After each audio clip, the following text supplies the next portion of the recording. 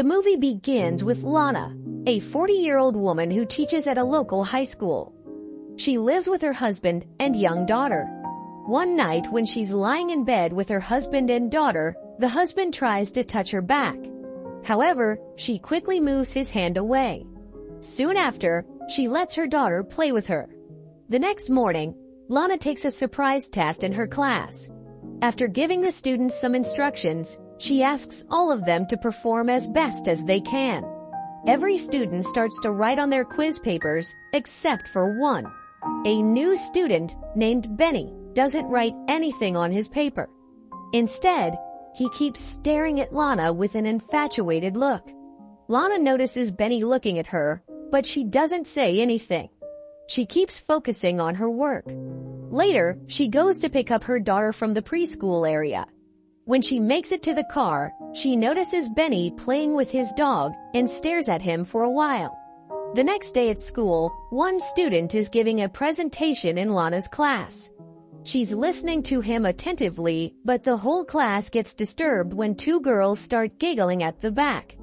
They are looking at something on their phones and don't seem to be interested in class. Lana tells them to put their phones away and focus on class, but they don't care about what she says.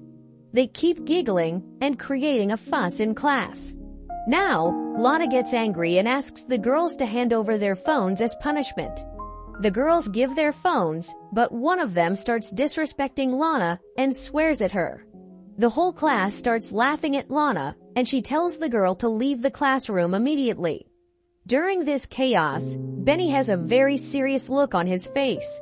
It looks like he's angry. Later, Lana goes to the teacher's room to have a cup of tea. She looks through the window and notices the girl who disrespected her being bullied by some guy.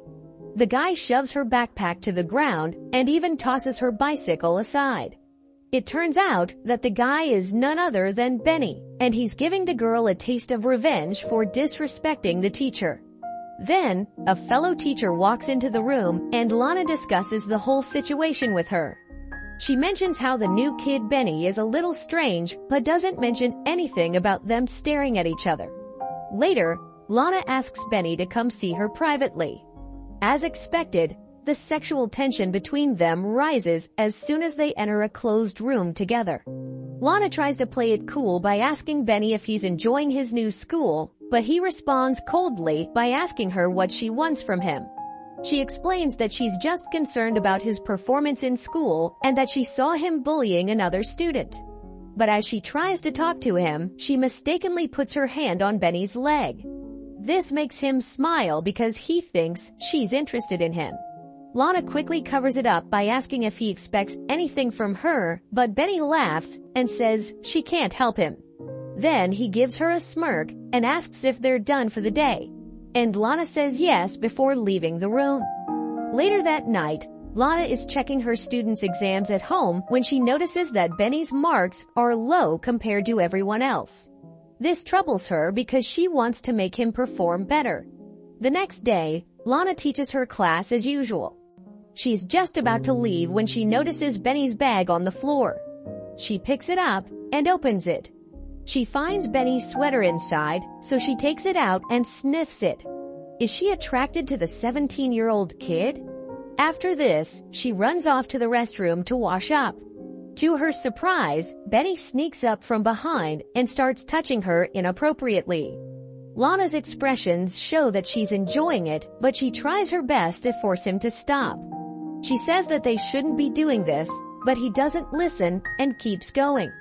Just when she's about to surrender to Benny's touch, she suddenly steps back and denies it. She then tells him that this kind of situation should never happen again.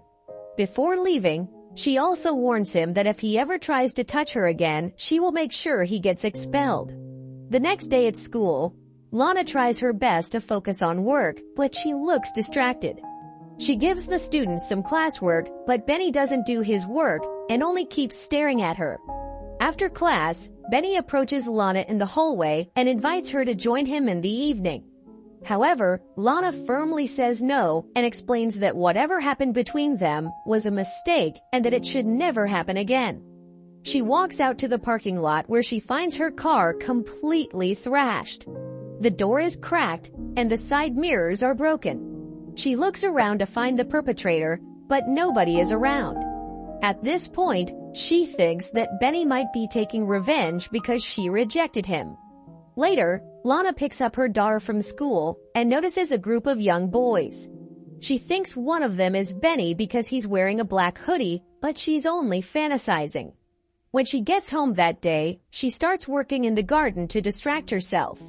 Her husband comes and asks about what happened to the car, but Lana quickly makes up a story about driving too close to a street lamp. Her husband is suspicious and says that he doubts whether a lamppost could cause such cracks, but she claims that they did. After this cold interaction, her husband simply walks away. The next day, Lana gives another assignment to her students in class. This time, they're supposed to write a cover letter explaining why they are qualified for an internship. When Lana asks if anyone has any questions, Benny raises his hand. He smirks and asks if it's important to go to such an extent just to get a job. He keeps making double-meaning jokes, and the entire class bursts out laughing. Lana gets very angry, grabs his bag, and throws it outside as she yells at him to leave the classroom. Unfortunately, all the other students are also being disrespectful and take Benny's side.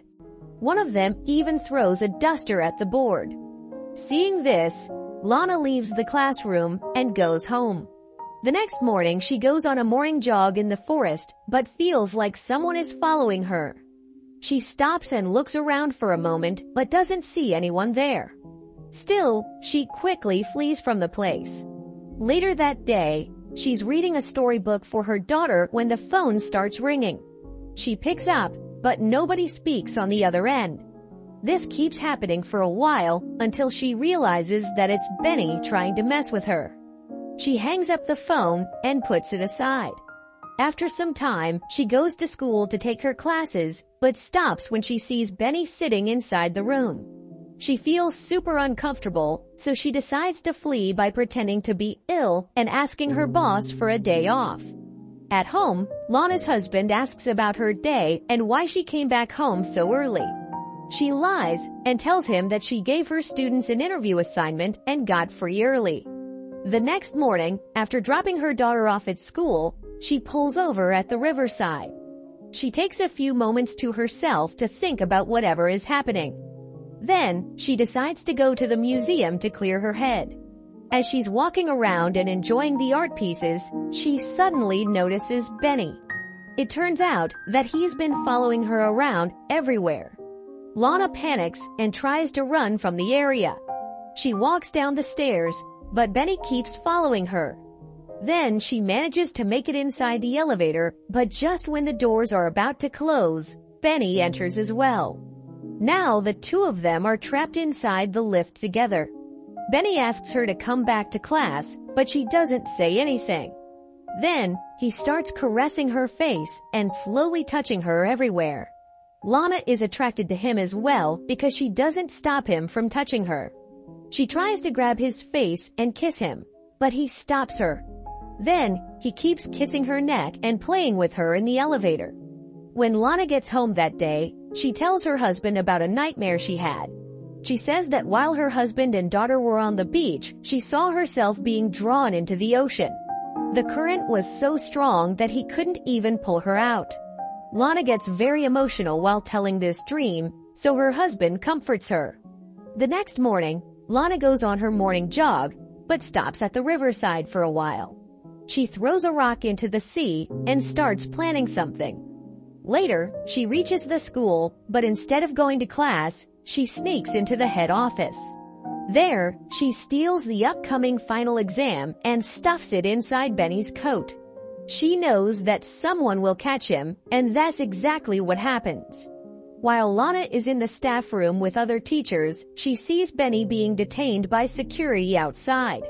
He immediately gets kicked out of school for stealing the exam papers, and Lana is super happy to know that he will no longer be an issue in her life. In the next scene, Lana and her husband are enjoying a romantic time at the lake. Suddenly, her husband disappears and she starts panicking. Then, he screams as he emerges from the water, and that's when Lana wakes up from her dream. It looks like she was having another nightmare.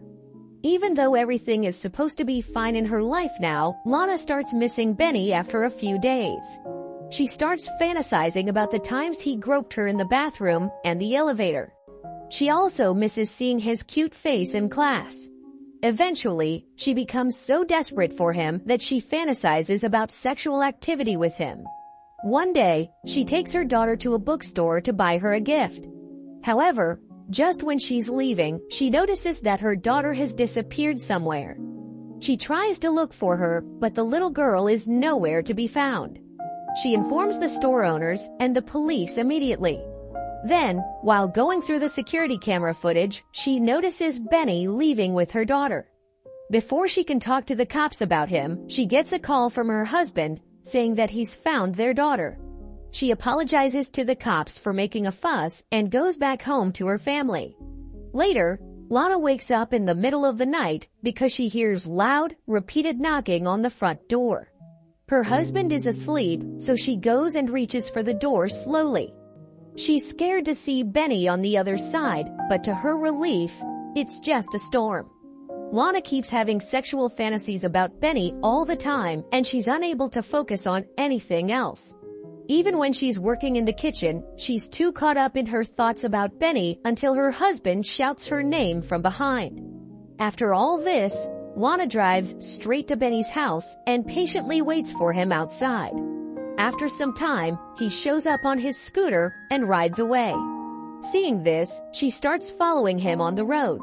When they finally get to a secluded area with no other cars, she takes a deep breath and then violently smashes her car into his scooter, making him fall to the ground.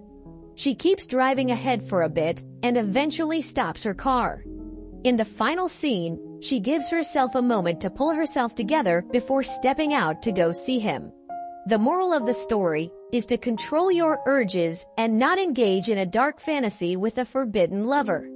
Chances are that it'll end with one of you being dead. And that's it for this movie recap. If you were Lana, would you rather kill Benny or leave your husband and daughter for a 17-year-old boy?